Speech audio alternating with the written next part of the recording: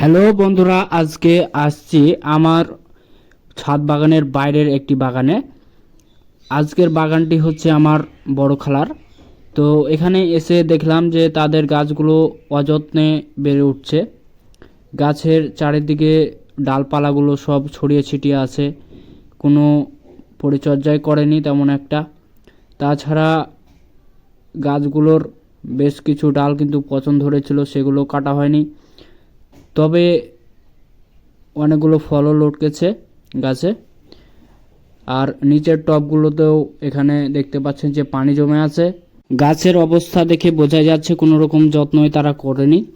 আমি কয়েকবার এসেছিলাম এবং গাছগুলো কয়েকবার বেঁধে রেখেছিলাম লাঠির সাথে, অর্থাৎ একটা খুঁটির সাথে।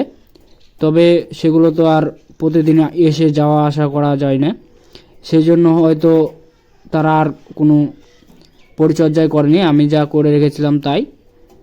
তবে বেশ কিছু ফল যেহেতু এসেছে, সেহেতু এবছর আমি আর এটা নিয়ে ঘাটাঘাটি করব না। এই ফলগুলো যখন শেষ হয়ে যাবে তখন একবার এসে এগুলোকে খুঁটির সাথে ভালোভাবে বেঁধে উঁচু করে দেব এবং লটকানো ডালগুলোকে সুন্দরভাবে কিছু কিছু ছেঁটে দেব। এবং গোড়াতে দেখতে পাচ্ছেন একদম কিন্তু মাটি নেই, সার নেই, কিছু নেই, জড়গুলো সব বের হয়ে আছে, সবগুলো দেখা যাচ্ছে। তাছাড়া আগাছাও আছে গাছে, এগুলো থাকলে কিন্তু ফল কম হওয়ার কথা, তবে ভালোই ফল এসেছে, এটাই আল্লাহর কাছে শুকরিয়া।